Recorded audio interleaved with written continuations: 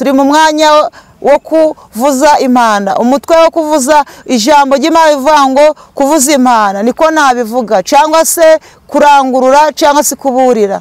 Iki ni igihe rero Imana irimo ibwira abagabo, irimo ibwira ababyeyi, basore mwa nkumi mwe, abagabo bubatse, abakobwa bakiri ingimbi, abo ngabo, abapasiteri, abahanuzi, abanyamasengesho, abaririmbyi, abari ab'inginzi, nibo bari kubwirwa ijambo ry'Imana. Nanjye urimo ubabwira rirandeba. Mbese muri iyi minsi wa murinzi we, uyu mwaka cyangwa se uku kwezi ni uko kuburira abantu twababuriye kenshi, n'ubu ngubu ijambo riracatubwira yuko dukwiriye kuburira abantu, tukaburira abanyamahanga. Murimo muvuga ngo niko byahoze, Oliva niko asanzwe, abandi bose ba pasiteri niko basanzwe, abandi hirya no hino bagiye bavuga, ariko mukavuga ngo niko bihoze. Ntabwo ariko bihoze. Nababwira ikintu kimwe, iyi nkota Uwiteka Imana arimo avuga, banyabyaha cyangwa abakora ibyaha, abakora ibizira, nimwumva imbuzi y'Imana, muve mu byaha, muve mu businzi, muve mu busambanyi, muve mu bugome, muve mu byaha byanyu, mwihane neza, mwe kurerega. Umuntu ari kwihana ubusinzi, ubundi akongera akabusubiramo, ubundi akanywera iwe mu rugo, akavuga ati ntacyo bintwaye, ndi gusomaho gakeya. Ibyo byateye Imana agahinda. Imana rero iri kuzana imbuzi ngo va mu businzi. Ariko uyu mwaka mureke twegere Imana, mureke mbabwire, inkota y'Imana irahari, kandi abantu iziye ni abangaba baburiwe bakanga kumva. Abantu bagiye gupfa bizize, bazize ibyaha byabo. Abantu bararangaye, abahanuzi natwe turarangaye, abahanuzi barasinziriye. Reka mbabwire, none ko muri kwaya kubwira abantu ngo bave mu byaha, mukabashishenga, mukababwira ibyiza, mubabwira ngo amahoro arahari, kandi nta mahoro ahari. Ayo maraso muzayakizwa n'iki y'abantu bari kurimbuka? Umuntu ntabwo uri kumanza wamubwira ubusambanyi bwiwe, uri korosaho kubera yuko hari icyo umushakaho. Imana ntabwo ibyo ngibyo ibishaka, irashaka kugira ngo tuburire abantu. Buri mwe wese Imana yaremye yumve iri jambo. W'abantu bizibye amatwi, abantu bari kureba ariko ntabwo bari kureba, bafite amaso ntibari kureba, abantu bafite amatwi ariko ntabwo bari kumva. Imana iri kurangurura, Imana irimo iri kuvuga. Umunsi wose turi twicaye hano ku nkoranyambaga, ariko abantu ntabwo bari kumva, bari gukerensa iby'Imana. Yemwe babyeyi, nimuve mu nzira, muve mu byaha byanyu kugira ngo murokore ubugingo bwanyu. Inkota yazasanga uri mu byaha izakurya, ariko niba uri kuburirwa, va mu nzira.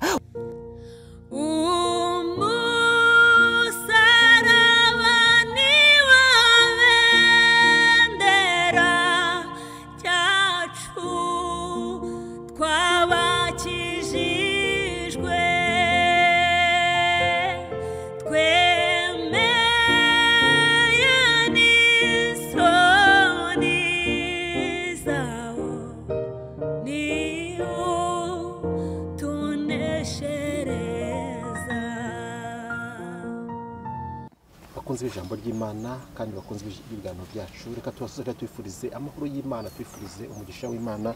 Mwese mudukunda kandi mukurikira ibiganiro byose tumiza kuzishana. Reka tuvuge ngo ineza y'Imana nibane namwe kandi umugisha w'Imana wamwe ndetse n'abanyu bose. Hafi nakora mu bitandukanye mugiye muhereremo rero, mwese turabashoka tubahaye ikaze.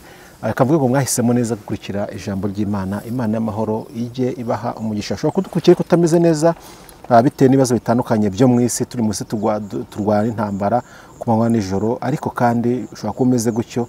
Reka nkubwire ngo humura, haracyariho ibyiringiro. Nubwo bimeze bityo, haracyariho ibyiringiro ko ibyo ubona bikugoye uyu munsi, ibyo ubona ameze nk'umusozi imbere yawe, ejo byahinduka bikahinduka ibibaya, bigahinduka umunezero, nawe ugaseka nk'abandi. Cyambe no kugira Imana icyizere, ntiwihebe, ntiwigunge.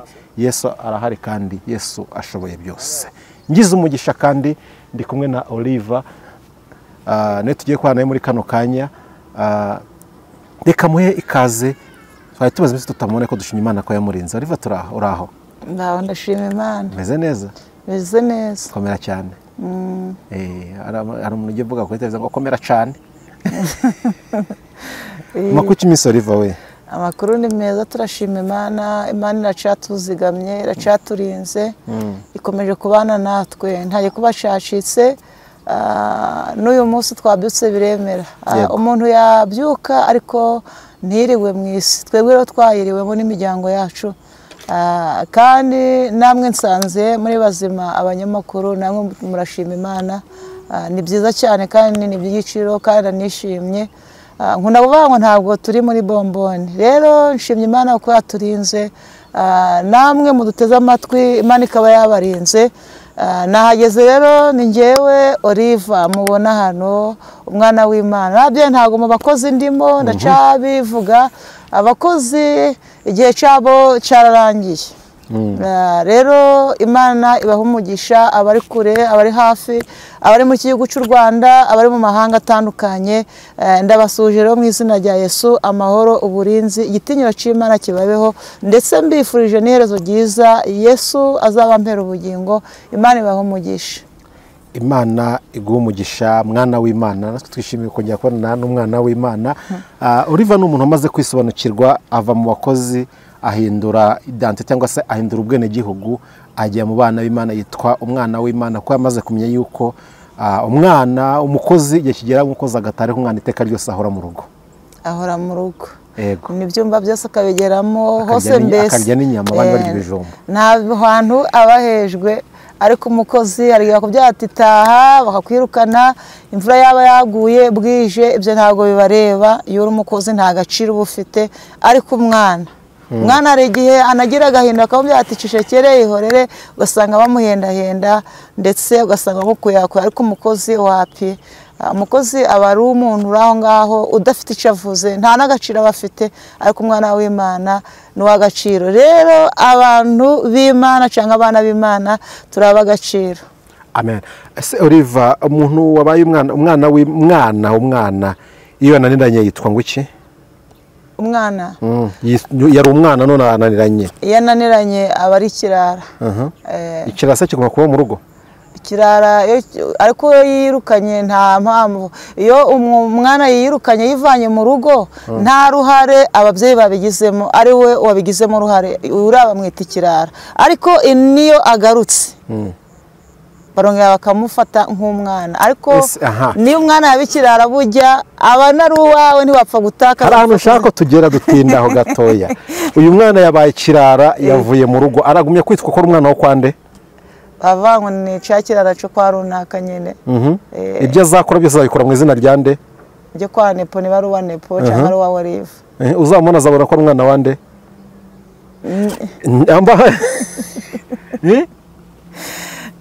Nta bantu dushobora kuba turi kubeshyaho ko ari abana mu rugo, baramaze kubibirara, bari kwitirirwa ise ubabyara, nyamara baranananye baravuye no mu rugo. Ariko iyo umwana yananiranye abantu bose babimenya. Iyo umwana yananiranye umuryango ukawubizi yarananiranye. Umuryango ushobora kubizi ariko abaturage ntibamenye ko umwana yananiranye. Oya, bigera nyuma bikamenyekana, no muri leta bikamenyekana. Iyo yananiranye bamugira igicibwa, agacibwa, ko ntabwo byabura kugaragara cyangwa bimenyekane. Wapi.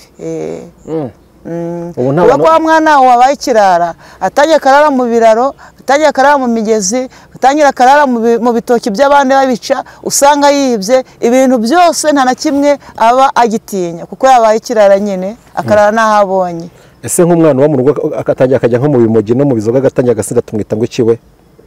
Urana we ni ikirara, ntabwo aba akiri umwana, ni ikirumbo. Ese nta bana mwabanaga mu rugo uyu munsi babaye ibirara? Twabanaga mu rugo iwacu. Mu rugo hanyine navuze humve, turi mu mwuka ntabwo turi mu mubiri. Ni ukuvuga ngo abantu twadufatanyije turi abana b'Imana. Ibirara birahari, ugasanga ikirara cyatwise, ugasanga ikirara cyagiye muri kabari ntikigitinya, ikirara kigera kikanegurana, ikirara mbese nta kintu na kimwe arimo atinya. Yarubahutse, ibintu byose yatinyaga ubu yarabyubahutse, abigira byiza kandi ari ibintu bibi. Rero icyo bacita ikirumbo cyangwa se ikirara. None se mu rugo mwe mwagize umugisha mugasigara mu rugo mukamukira abana mu rugo, abo bana barumuna banyu cyangwa se bakuru banyu babaye ibirara, uyu munsi muri kubana bo gute mu rugo? nimba bari gutaha nimba bagitaha? njye navuga ku ruhande rwanjye, iyo nabonye rero umuntu yabaye ikirara burya ahanini njye birambabaza, niyo bibaye ngombwa ndanamusanga nkamubwiza ikintu cy'ukuri nkamubyandikira ntabwo ari cyiza. hari igihe ngiriga umugisha akanyumva, hari n'igihe avuga ati nibisanzwe ibi nibi maze kurambirwa. Rero nabwira rero ibirara cyangwa se ibirumbo bitacitwa abana bafite ibibazo n'akaga n'amakuba. Ibiza bigiye kuza cyangwa se amasuri naza cyangwa se iyo mvura iza izakunyagira usange hanze. Uyu mwana yari mu nzu, ababyeyi bahari bamukikije, burya aba ari uw'agaciro abarinzwe n'icyaza cyose. Umubyeyi avuga ati umwana wanjye. Rero niba wavuye ku Mana ukaba uri ikirara ufite akaga n'amakuba warasohotse, ongera rero ugaruke. Nabwira ikirara cyangwa se ikirumbo kikongera kikagaruka, Imana ikamwakira. Imana rero duhana umugisha, ariko njyewe ndi umwana w'Imana kandi mpora nsaba Imana ngo icyo yamfatiye ikinkomereze, sinzabikira cyangwa mbi kirumbo. Ese iki kirara cyangwa se iki kirumbo cyabanaga na Oliva kikabara bose ari abana mu rugo, kikaba cyabaye ikirumbo cyangwa se kirara, uyu munsi aho gicoze ko bavuga ngo ni kirumuna cya Oliva cyane igikuru cya Oliva, cyane ko babyarwa n'umuntu umwe. Yego, ubwo icyo cyasha Oliva ari kukikura gute cyangwa asangana nacyo gute kugira ngo cyakirara cyangwa se cyakirumbo babanaga mu rugo kitagumye kuharabika rya zina rya Oliva cyangwa se rya zina rya papa wa Oliva cyangwa ry'ababyeyi ba Oliva? Kiriya kirara rero, uriya mwana wabaye ikirara ntabwo ukwiriye kumushihagura cyangwa se umubwira nabi. Uramusanga ukamwereka ibyo arimo ko atari byiza, kandi iyo ikirara cyagiye kikarorongotana ukwiriye kubabazwa n'uko cyagiye. Burya kiriya kirara nacyo ntabwo ari cyo, ahubwo yibwe uriya muntu aragenda aratorongera. Rero bantu banyumva barimo batwumva kuri uru rubuga ku Musaraba TV, ibirara birahari ni byinshi, ibirara by'abahanuzi, ibirara by'abanyamasengesho, mbese ababyeyi, abakobwa, abasore n'inkumi babaye ibirara.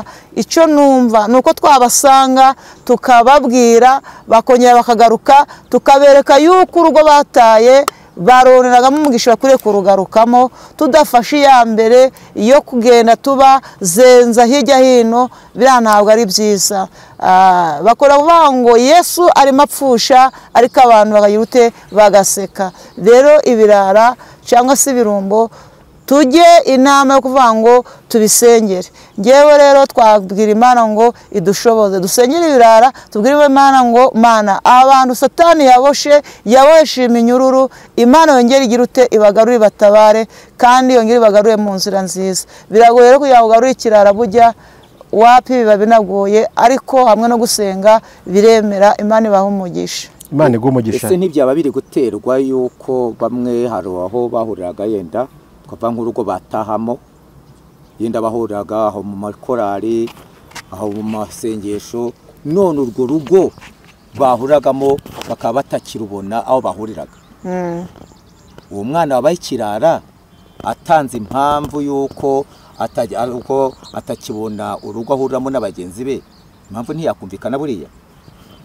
Iyo mpamvu ntabwo yakumvikana. Hariho umuntu wigira ikirara kubera uburangazi yagize. Umwana ashobora kuba ikirara ari uburangazi yagize. Umwana yaba ikirara ari ikigare agendeyemo.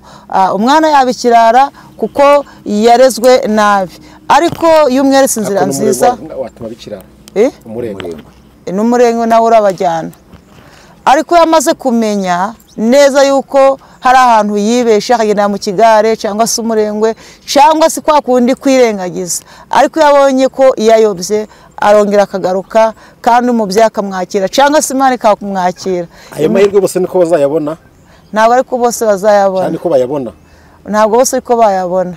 Abakiri bababwira ngo iki? Abakiri bababwira ngo iki?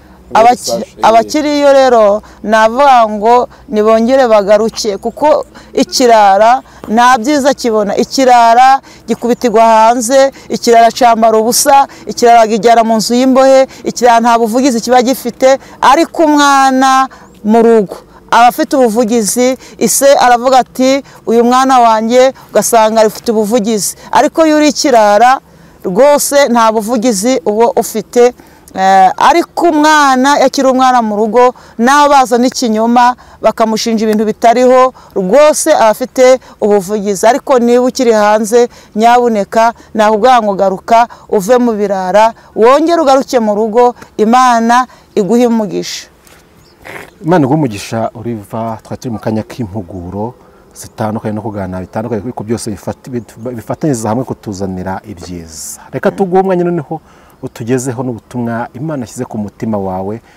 Nimba bugenewe abana mu rugo ntago mbizi, nimba bugenewe ibirara ntago mbizi, icyo nzi cyo nuko ari ubutumwa Imana yaguhaye ugiye gutambutsa. Reka ngo sabe usenga Imana ukomeze tugezeho n'ubwo butumwa. Ni karibu. Mana turagushimye, izina ryawe ragicubahiro, uracari Imana ivuga bikabatika bigakomera. Turagushimye uyu mwanya uduhaye, izina ryawe ragicubahiro. Mana ijambo ryawe rirera, ijambo ryawe rirakiranuka.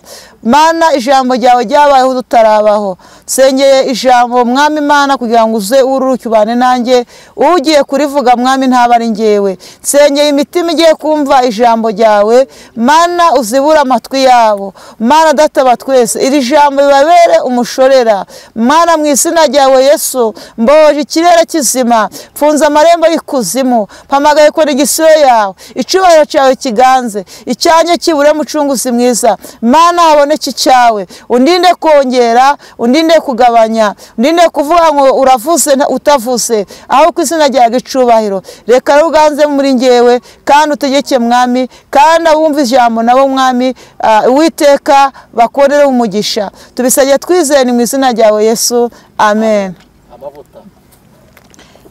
Tugiye kumva rero amagambo y'Imana ari muri Ezekiyeli 33. Turahera ku murongo wa mbere tugeze ku murongo wa 12. Umutwe w'amagambo reka dusube mu izina rya Yesu. Umutwe w'amagambo uravuga ngo umurimo w'umurinzi wo kuburira abantu.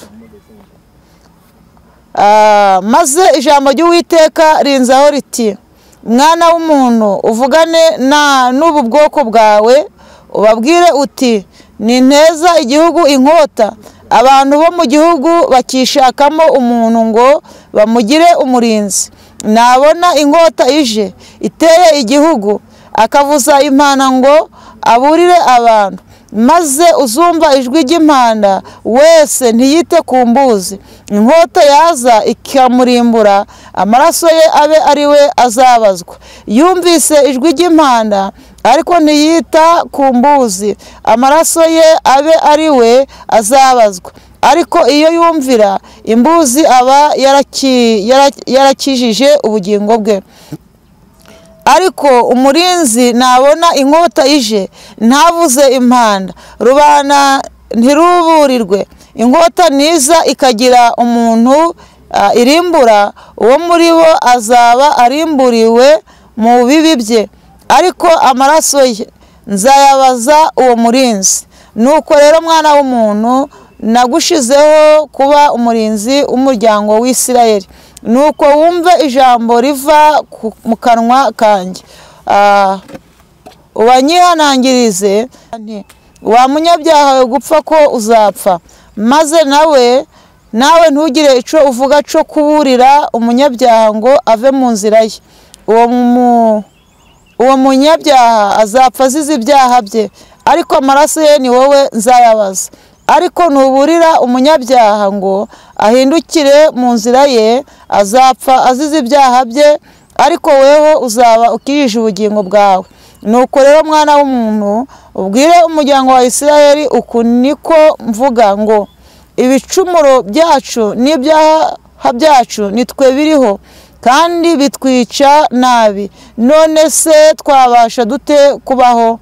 Ubabwire uti umwami w'Iteka aravuga ati, ndarahiye sinezezwa no gupfa k'umunyabyaha, ahubwo nezezwa nuko umunyabyaha ahindukira akava mu nzira ye maze akabaho. Nimuhindukire mugaruke muve mu nzira yanyu mbi. Kuki mwarinda gupfa mwaba inzu ya Isirayeli mwe? Amagambo y'Imana.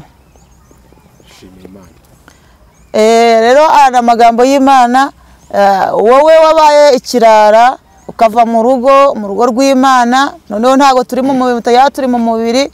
Wowe wavuye mu rugo rw'Imana ukaba warabaye ikirara, iri jambo rirakureba. Nawe ukiri umwana mu rugo, ijambo rirakureba. Iri jambo ryatubwiye kuburira. Ubu noneho rero turi mu mwanya wo kuvuza impanda. Umutwe wo kuvuza ijambo ry'Imana rivuga ngo kuvuza impanda, niko nabivuga, cyangwa se kurangurura cyangwa se kuburira. Imana yacu rero itugirire neza. Uyu ni Ezekiyeli. Noneho ntabwo ari Ezekiyeli rero ubu ngubu urimo uvuga, ni njyewe Oliva uri imbere yanyu. Imana yacu rero itugirire neza. Ijambo ryatubwiye ngo umurinzi cyangwa se uvuza impanda, navuza impanda ngo aburire umunyabyaha, niko ijambo riri kutubwira. Rero ni umunyabyaha bamubwira ngo nave mu bibi bye ntabivemo, azapfa yize, niko ijambo ryatubwiye. Ariko umuntu naburira umunyabyaha ngo ave mu nzira mbi akayireka, uwo muntu azaba ahirwa, azabona ubugingo. Ariko niwanga kumva ugapfa, amaraso yawe ni wowe uzabazwa, wowe waburiwe ntiwumve. Ariko umurinzi cyangwa uvuza impanda navuza impanda, umuntu nawe ntiyumve, afite ibibazo. Imana itugirire neza. Ariko umuntu naburirwa cyangwa se namuburira, wa mukobwa ukaburirwa ukanga kumva, uzapfa wizize. Ijambo rero ridufashe kandi ritugirire neza. Iki ni igihe rero Imana irimo ibwira abagabo, irimo ibwira ababyeyi, basore mwa nkumi mwe, abagabo bubatse, abakobwa bakiri ingimbi, abo ngabo, abapasiteri, abahanuzi, abanyamasengesho, abaririmbyi, abari ab'inginzi, nibo bari kubwirwa ijambo ry'Imana. Nanjye urimo ubabwira rirandeba. Mbese muri iyi minsi wa murinzi we, cyangwa se wowe wahawe kuvuza impanda, uri kuvuza impanda ute muri iyi minsi? Uracarimo. Ijambo ryatubwiye ngo nubwira umuntu cyangwa se umunyabyaha ngo nave mu byaha byiwe ntiyumve, azapfa yizize. Ariko nawe nutamubwira agapfa apfire mu byaha, ubugingo bwe uzabubazwa. Imana itugirire neza kandi twambike imbaraga. Uyu mwaka cyangwa se uku kwezi ni uko kuburira abantu twababuriye kenshi. N'ubu ngubu ijambo riracatubwira yuko dukwiriye kuburira abantu, tukaburira abanyamahanga, tukaburira abanyarwanda. Noneho rero uyu munsi twicara muri iki gihugu cy'u Rwanda, Yesu Kirisitu, Imana idufashe itugirire neza. Murimo muburirwa mukabikerensa, murimo muvuga ngo niko byahoze, Oliva niko asanzwe, abandi bose ba pasiteri niko basanzwe, abandi hirya no hino bagiye bavuga, ariko mukavuga ngo niko bihoze. Ntabwo ariko bihoze. Nababwira ikintu kimwe, iyi nkota Uwiteka Imana arimo avuga, banyabyaha cyangwa abakora ibyaha, abakora ibizira, yemwe abamaze kuva mu rugo rw'Imana, yemwe abamaze guhunga inzu y'Imana, mugasenya iby'Imana yabashizemo, umwuka w'Imana mwari mwaramize, mukaba mwarawiyambuye, mukaba ibirara, mukaba mutakiri abana b'Imana. Niko twatangiye tuvuga. Rero ijambo ry'Imana mukimara kuryumva, nimwumva imbuzi y'Imana, muve mu byaha, muve mu businzi, muve mu busambanyi, muve mu bugome. muve mu bujura, nica Imana ishaka. Imana idufashe itugirire neza. Abantu bizibye amatwi, abantu bari kureba ariko ntabwo bari kureba, bafite amaso ntibari kureba. Abantu bafite amatwi ariko ntabwo bari kumva. Impanda iri kurangurura, impanda irimo iri kuvuga. Umunsi wose turi kuba twicaye hano ku nkoranyambaga ariko abantu ntabwo bari kumva, bari gukerensa iby'Imana. Yemwe babyeyi, nimuve mu nzira, muve mu byaha byanyu kugira ngo murokore ubugingo bwanyu. Inkota yazasanga uri mu byaha izakurya, ariko niba uri kuburirwa, va mu nzira uhunge icyaha. Imana izakugirira neza. Reka gupfa wizize. Imana yacu ntabwo ari ingome, Imana yacu ntabwo ari intambirakibi. Imana ni inyembabazi, Imana ni inyempuhwe. Iki ni igihe Imana iri kuvuza impanda, turimo turi kurangurura, imbuzi ziri gutambuka. Yemwe muve mu byaha byanyu, mwihane neza, mwe kurerega. Umuntu ari kwihana ubusinzi, ubundi akongera akabusubiramo, ubundi akanywera iwe mu rugo, akavuga ati ntacyo bintwaye, ndi gusomaho gakeya. Ibyo byateye Imana agahinda. Imana rero iri kuzana imbuzi ngo va mu businzi, ejo udapfa wizize. Imana itugirire neza. Kuburira abantu biragoye muri iyi minsi. Kuburira abantu ni ibintu biri gufata intera, ariko uyu mwaka mureke twegera Imana, mureke mbabwire inkota y'Imana irahari kandi abantu iziye ni abangaba baburiwe bakanga kumva. Abantu bagiye gupfa bizize, bazize ibyaha byabo. Hari abari kuvuga bati abantu bari gupfa ngo ari abadayimoni. Reka da, none nimba barakoreraga Imana, iyi minsi ije iruhije isanga waravuye mu nzira, waravuye mu nshingano Imana yaragusizemo, ese wamubuzi waburiraga abantu, wamuhanuzi wavuzaga impanda ukaba utakivuza impanda, abantu bakaba bari gupfa bazize ibyaha byabo. Ntubaburire imbuzi kandi wari uyifite, wowe urumva udafitanye n'Imana n'urubanza. Reka tuburire abantu. Yemwe bahanuzi, nimuze tuburire abantu, abantu bave mu byaha. Abantu bararangaye, abahanuzi natwe turarangaye, abahanuzi barasinziriye. Reka mbabwire, none ko muri kwaya kubwira abantu ngo bave mu byaha, mukabashishenga, mukababwira ibyiza, mubabwira ngo amahoro arahari kandi nta mahoro ahari. Ayo maraso muzayakizwa n'iki? Y'abantu bari kurimbuka. Umuntu ntabwo uri kumanza wamubwira ubusambanyi bwiwe, uri korosaho kubera yuko hari icyo umushakaho. Imana ntabwo ibyo ngibyo ibishaka, irashaka kugira ngo tuburire abantu. Buri mwe wese Imana yaremye yumve iri jambo. Waba uri umuyobozi ukomeye, iri jambo rirakureba. Mureke muri iyi minsi mwumve Imana, mwumve imbuzi. Iki ni igihe Imana iri kurangurura abantu, mwe gupfa mwisize. Ijambo hepfo ryatubwiye ngo mbese mwakomeza gupfa mwisize. Ntabwo Imana ishaka ngo abantu bapfe, ntabwo ikiyinejeje ni uko abantu bakwigarura, bakongera bakinihira, bakava mu byo barimo bidafite umumaro, kugira ngo Imana ibagirire imbabazi. Ntabwo Imana yaturemeye kurimbuka, ahubwo Imana yaturemeye ubugingo. Ahubwo icyo iri gupfa natwe ni uko iri kutuburira, ikohereza abahanuzi ku rubuga bakavuga, ku maradiyo mwarumvise, ku mateleviziyo murumva, mu nsengero mwarumvise, mu mayira turi gutambukamo, mu masoko turimo turi kurema. Imana yararanguruye, nta rwireguzo dufite. Iki ni igihe rero Imana ije kubarana natwe. Haleluya. Imana itugirire neza. Hari igihe mu minsi yatambutse nararyamye, mbona igicuku kiranishe kigezemo hagati, mbona abantu bakwiye imishwaro. Baratangira baratatana, baratangira bava mu mariri yabo, baratangira barahaguruka. Kuryama ntabwo kwari kukiriho. None ko bimeze gutyo, mukaba mwisinziriye, amatwi mwayavuniremo ibiti, mukaba mutacyumva, ijambo ry'Imana mwarihinduye zeru.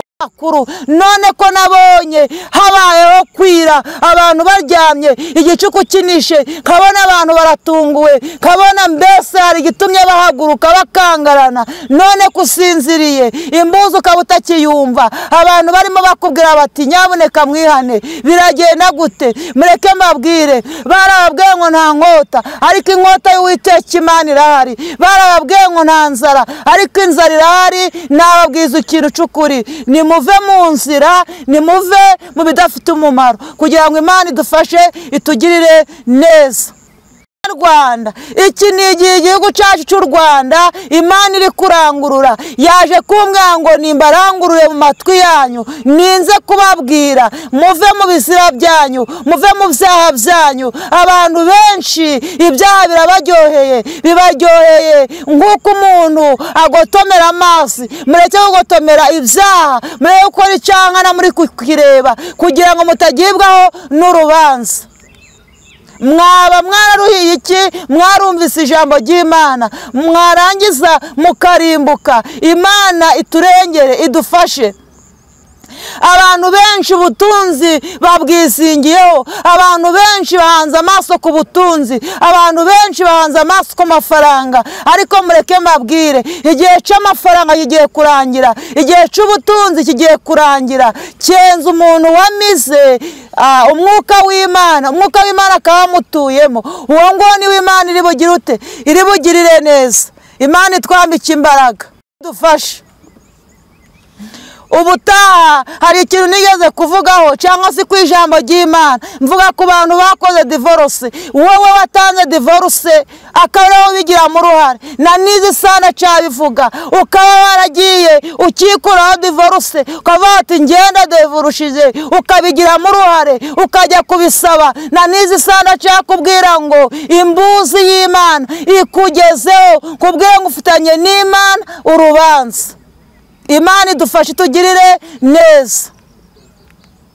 Imana itwambike imbaraga. Mureke mbabwire mwabagabo Imana yarababuriye mwumva imbuzi uyu munsi muve mu bidafite umumaro mwabagabo mwabasore muve mu bidafite umumaro none ko mwicariye mukamwibere mu businzi mukamwibere mu busambanyi ese kubwire buje mwabagabo mwabasore akaga ko kaje ku bagabo n'abasore bakaba kabagezeho none bimeze gute murahungira hehe ko nta buhungiro ubuhungiro ni ku Mana.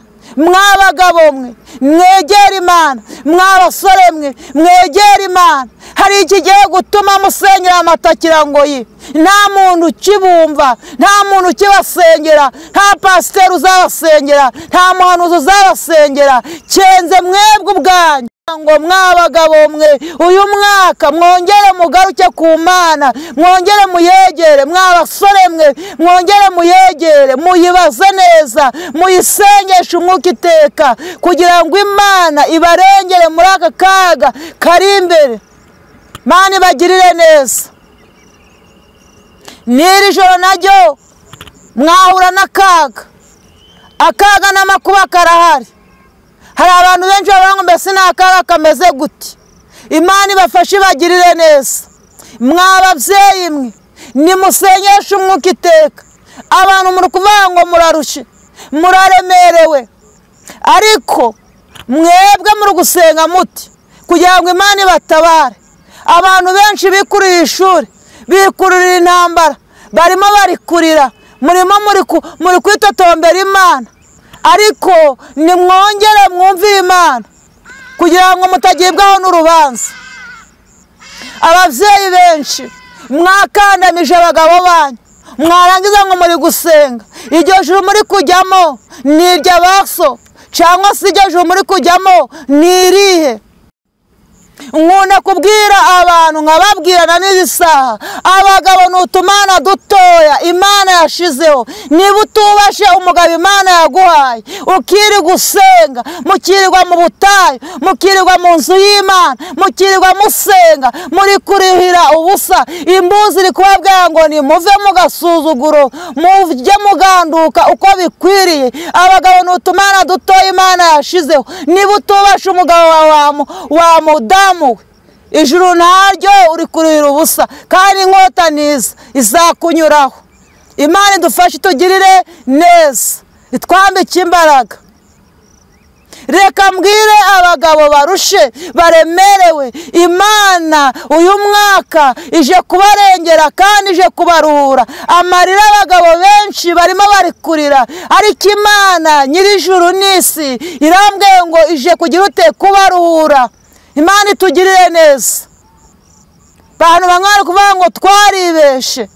Uwo mugabo asa gukura iwanyu wibeshe gute? Wari warahumye, wari usinziriye, hari umugozi yagushizemo, hari igikarito yagusize ku maso, warangiza ukaba waramwimuye, ukaba warashizeho abandi iruhande, warangiza ngo uri gusenga. Imana yarababaye, ntabwo ari ingome, ntabwo ariyo yifuza ko abantu bakomeza kurimbuka, ntabwo yifuza ko abantu bazabura ubugingo. Imana irashaka ngo tuve mu byaha, ntabwo twakomeza gukora ibyaha ngo ubuntu busage.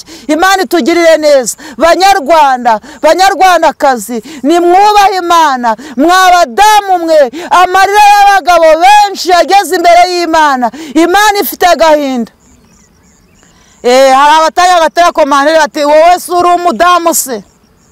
Yego ndiwe, ariko niwubakana urugo rwawe ubwenge bukeya, ntubanze Yesu imbere. Ibintu byose ni Yesu ubishobora, niwe ubirangiza. Satani muri iyi minsi yego yagabye ibitero, abigaba Mungu, ariko dukwiriye kuba maso. Imana itugirire neza. Bamwe mu kuvuga ngo nta butunzi bafite abagabo banyu, ubwo butunzi namwe mujye mujya kubushaka, musigemo baryamye, mujye kubushaka mu bibazanire. Imana idufashe itugirire neza. Reka mbwire umuntu wumva yakwiyahura, kwiyahura ntabwo ari wo muti, ntabwo ari wo muti wa mubyeyi we, kwiyahura ntabwo ari wo muti wa mugabo we, ahubwo kwihangana bizatuma unesha. Imana ibafashe. Imana nabwira abantu bari kuvuga ngo Imana ntabwo iri kubatabara, Imana ntabwo yabashubije. Wowe kuvuga ngo ntabwo yagushubije, aho mwasezeraniye niho ucicaye, niho ukiri. Imana igusezeranya abantu barangiza bakaya kubivangavanga. Imana igusezeranya umuntu ubucuruzi, yabona ari guhomba gatanga ati ni mu nsengero. Imana yagusezeranya ubucuruzi, uratangiye umunzani uri kunyonga, warangiza ukavuga ngo Imana yakwemera ubucuruzi, none ntibiri kwemera. None ku kibaho uri kunyonga uwo munzani ukaya kuwibisha. Warangiza ukavuga uti uyu nguyu ndawubyeteraho, nurangiza ngo uri umuntu w'Imana. Nawe rero inkota niza izakunyuraho. Imana ibafashe kandi ibagirire neza. Reka rero muve mu bapfumu, mureke inzangano, mureke ububeshi, mureke amagambo, mureke ishari, amatiku, kumva mwene se atabaho, kumva mwene se atatabarwa. Mwabahanuzi mwe, murekeraho kugenda mubesha, muvuga ngo ni amahoro. Nta mahoro ariho. Iki ni igihe cyo gusenga, murimo mubesha abantu ngo hari amahoro. Nta mahoro ariho. Yemwe bari mu mahanga, nta mahoro ariho. Muri ibyo bihugu mwicayemo, nimusengeshe umwuka iteka. Uwasengaga rimwe asenge kabiri, utashobora gusenga yige gusenga. Iki ni igihe Imana ije kurengera umuntu uyihagazeho, uyikomejeho, uyishikamisheho umutima. Imana ibafashe kandi ibagirire neza. Reka rero Imana idufashe.